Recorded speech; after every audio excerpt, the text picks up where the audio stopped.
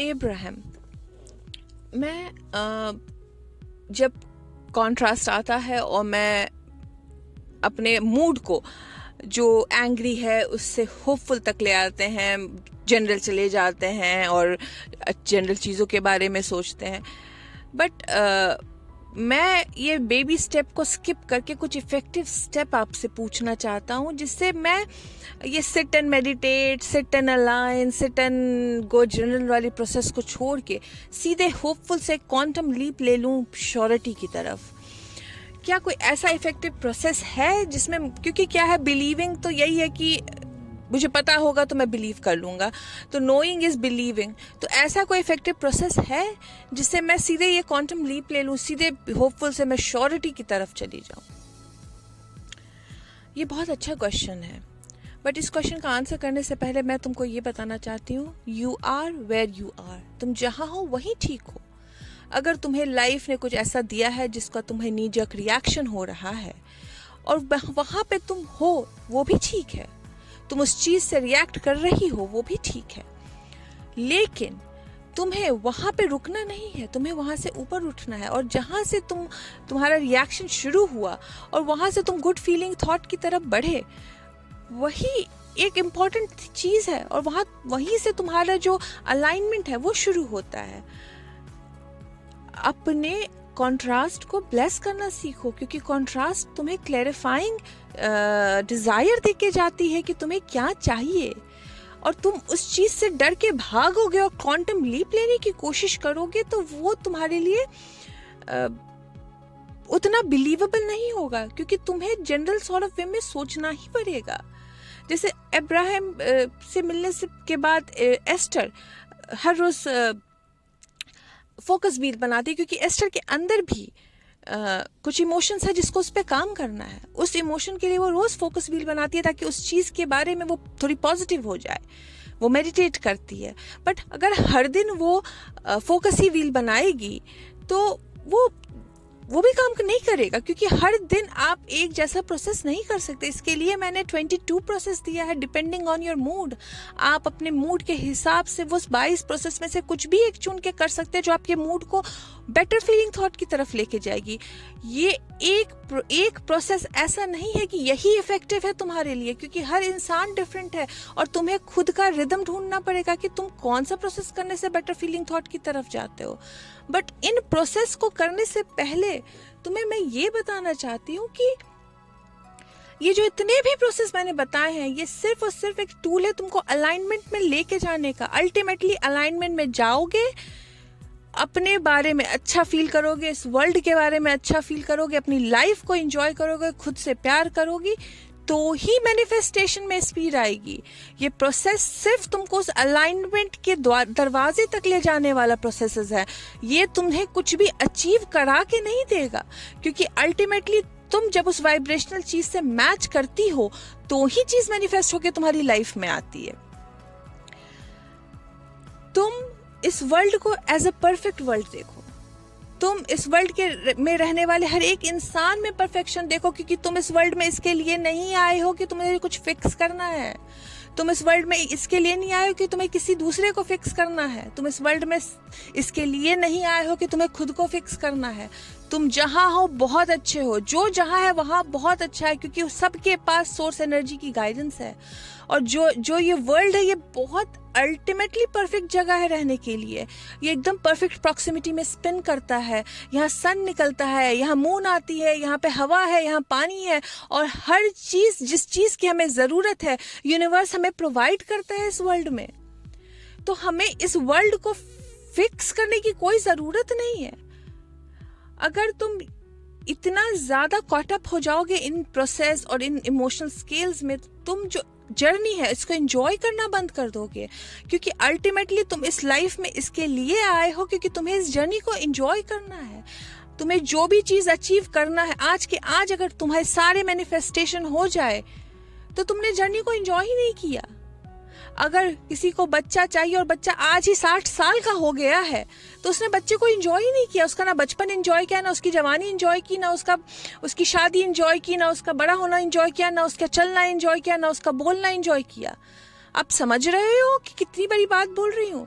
Manifestation में भी, लेकिन जब बच्चे के मामले में आप लोग इस चीज़ को मान लेते हो कि उसको बढ़ना है, उसके हर एक स्टेप को आपको एंजॉय करना है, बट मैनिफेस्टेशन के हर एक स्टेप को आप एंजॉय करना चाहते ही नहीं हो। आप लोग चाहते हो कि आज सोचो और कल मैनिफेस्ट हो जाए, बट जो जर्नी है उसको एंजॉय करोगे तो मैनिफेस्टेशन जब होगा तो ज़्यादा आनंद देके जाएगा। इसके लिए जो बेबी स्टेप्स है इस बहुत इम्पॉर्टेंट है, क्योंकि तुम्हारी जो जर्नी है वो तुम्हें ज़्यादा मज़ा देती है रादर देन मैनिफेस्टेशन के। जब तुम एक बीज को देखोगे अंडरग्राउंड में, अगर तुम उतना माइक्रोस्कोप लगा के हर एक समय में देखोगे तो तुम्हें लगेगा कि वो बड़ी अजीब तरीके से फूट रही है। जो उसका प्रोसेस है बीज से प्लांट बनने का, बहुत ही अनसेटलिंग एक्सपीरियंस है वो। और वही होता है इस वर्ल्ड के हर एक चीज को बारीक नजर से देखोगे तो बहुत अनसेटलिंग हो जाएगा तुम्हारे लिए। वही ये लॉ ऑफ अट्रैक्शन के प्रोसेस को भी बारीक, इतना ज्यादा स्ट्रेस लेके फॉलो करोगे तो अनसेटलिंग हो जाएगा तुम्हारे लिए। दूर से एक ऑब्जेक्टिव सॉर्ट ऑफ वे में एंजॉय करो लाइफ को। जैसे बीज को देखते हो और प्लांट डाल के और वो निकल जाता है तो एंजॉय करते हो, वैसे ही अपनी लाइफ को एंजॉय करो, अपनी जर्नी को एंजॉय करो। जो कॉन्ट्रास्ट आ रहे हैं उसको ब्लेस करो, क्योंकि वो कॉन्ट्रास्ट तुम्हें डिजायर देके जाते हैं, और बिना डिजायर के लाइफ कितनी बोरिंग होगी तुम्हें अंदाजा भी नहीं है उस चीज का। तो जब कॉन्ट्रास्ट आए तो उससे रिएक्शन मत दो, और इस चीज की नोइंग में रहो कि ये एक क्लैरिफाइंग चीज़ है जो मुझे ये बता के जा रही है कि मुझे नहीं ये चाहिए और मुझे दूसरी चीज़ चाहिए। और जब तुम्हें ये नोइंग मिलेगी तो श्योरिटी तो अपने आप आएगी, क्योंकि जब तुम ये सोचते हो और ये जानती हो कि वर्ल्ड परफेक्ट है और वर्ल्ड की हर एक चीज़ परफेक्ट है, तो वर्ल्ड में तुम्हारे साथ बुरा होगा कैसे? क्योंकि ये जो परफेक्ट वर्ल्ड है और इस पे रहने वाले हर एक लोग परफेक्ट हैं, तो तुम्हारे साथ बुरा हो ही नहीं सकता। और जब इस नोइंग में तुम रेवल करोगी तो तुम श्योरिटी तक अपने आप पहुंच जाओगी बिना किसी प्रोसेस के। हाँ, कई बार होता है कि तुम्हारा कॉन्ट्रास्ट बहुत ज़्यादा होता है और तुम बहुत ज़्यादा उसके अंदर जा चुके रहते हो, तो तुम ये प्रोसेस करते हो तो निकल आते हो। लेकिन अगर तुम उसको अर्ली स्टेज में ही रोक दोगे तो तुम्हें ये प्रोसेस करने की भी ज़रूरत नहीं पड़ेगी। तुम अगर इस चीज़ को मान लोगे कि ये वर्ल्ड परफेक्ट है और तुम यहाँ पे सिर्फ और सिर्फ वैरायटी एक्सपीरियंस करने आए हो, तो तुम्हारी जर्नी मार्वेलस जर्नी होगी और तुम्हारा जो भी डिज़ायर्स हैं वो अल्टीमेटली मैनिफेस्ट होगा और तुम्हें ज़्यादा खुशी देके जाएगा। अब ये तो हो गई जनरल सॉर्ट ऑफ वे में बात। अब मैं तुम्हें निटी ग्रिटी की बात बताती हूँ। अगर मैं तुम्हारे फिजिकल शू में होती, मतलब मैं तुम्हारे जैसी होती, तो मैं क्या करती? मैं लोगों से कम बात करती अपने चीज़ों के बारे में। मैं ज़्यादा जनरल होती और एक्सपेक्ट करती कि जो भी हो रहा है अच्छा हो रहा है, और छोटी छोटी बातों में परेशान नहीं होती, क्योंकि मुझे ये पता है कि ये जो छोटी छोटी बातें मुझे परेशान करने को आ रही है वो बेसिकली मुझे परेशान करने को नहीं आ रही है, ये सिर्फ मुझे क्लैरिफाई करके जा रही है कि मुझे क्या चाहिए।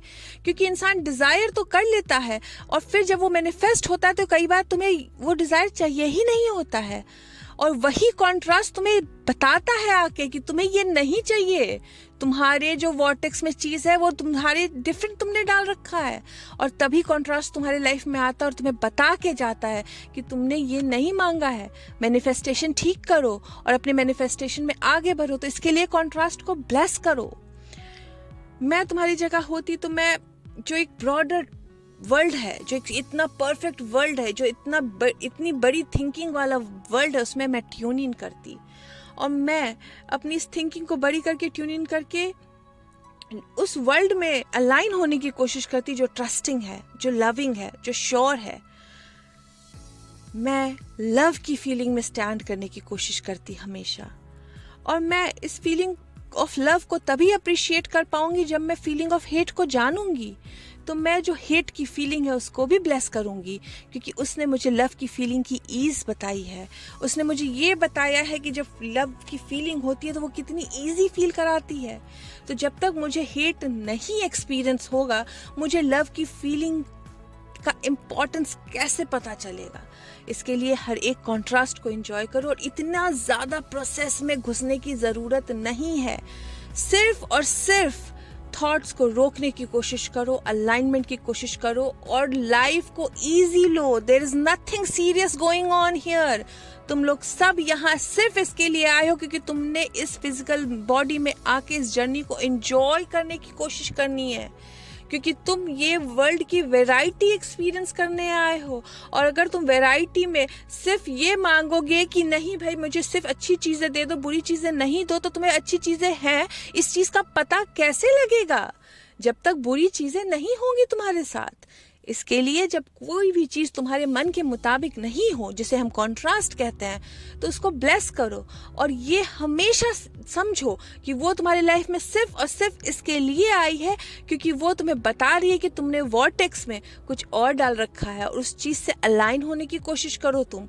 और जो ये डिज़ायर की ट्रेन है वो तुम कभी मिस करते नहीं, क्योंकि वॉर्टेक्स में एक ट्रेन जाती है तो दूसरी ट्रेन मिलती है, तीसरी ट्रेन जाती है, चौथी ट्रेन मिलती है. तुम्हारा कभी भी ट्रेन मिस नहीं होगा. तुम कभी भी टाइम से, you will never run out of time. तुम कभी भी अपने समय से छूटोगे नहीं, क्योंकि वॉर्टेक्स ये नहीं बोलता कि अरे वो ध्यान नहीं दे रहा या वो लाइन नहीं हो रहा, चलो लंच ब्रेक पे चलते हैं. वॉर्टेक्स तुम्हें बोलता है चलो इधर आ जाओ, चलो इधर आ जाओ, देखो देखो यहाँ पे वो है जो तुम्हें चाहिए, देखो तुम अपनी फीलिंग की थॉट्स को अच्छा कर लो, देखो यहाँ पे है जो तुम्हें चाहिए. वो हमेशा तुमको ऐसे इनकरेज करता है. और जब तुम उस फीलिंग ऑफ अबंडेंस से अलाइंड होते हो तो मैनिफेस्टेशन अपने आप हो जाता है. इस वर्ल्ड को परफेक्ट समझो, इस वर्ल्ड के लोगों को परफेक्ट समझो, इस वर्ल्ड की हर एक चीज़ को परफेक्ट समझो और हर एक चीज़ से प्यार करो, क्योंकि तुम इस वर्ल्ड को फिक्स करने नहीं आई हो, तुम इस वर्ल्ड के लोगों को फिक्स करने नहीं आई हो. हर किसी के पास सोर्स एनर्जी और हर किसी के पास गाइडेंस है जो उस सोर्स एनर्जी से कनेक्ट कर सकता है. सिर्फ उसे अपने वाइब्रेशनल स्केल में ऊपर जाना है और उस सोर्स एनर्जी से कनेक्ट होना है. तो इन सारी प्रोसेसेस के बारे में इतना मत सोचो. इस भरोसे के साथ अपनी जर्नी शुरू करो कि सब कुछ तुम्हारे लिए बढ़िया हो रहा है. All is well and everything is working out for you. Even the contrast, जो कॉन्ट्रास्ट तुम्हें आ रहा है वो तुम्हारे डिजायर को मैनिफेस्ट करने में हेल्प करने आ रहा है. और शायद जो तुम्हारा अल्टीमेट डिजायर है वो तुम्हें बता के जा रहा है. इसके लिए जब होपफुल रहो तो अपने आप को परेशान मत करो कि तुम होपफुल ही हो और श्योरिटी पे नहीं जा रही हो. अपने आप को इस चीज़ के लिए रेडी करो कि मैं जहाँ हूँ मैं खुश हूँ और मैं धीरे धीरे श्योरिटी पे भी पहुँच जाऊँगी. और परेशान होके कोई भी प्रोसेस करने की ज़रूरत नहीं है. शांति से, आराम से इस जर्नी को एंजॉय करो. एनफ. Thank you Abraham.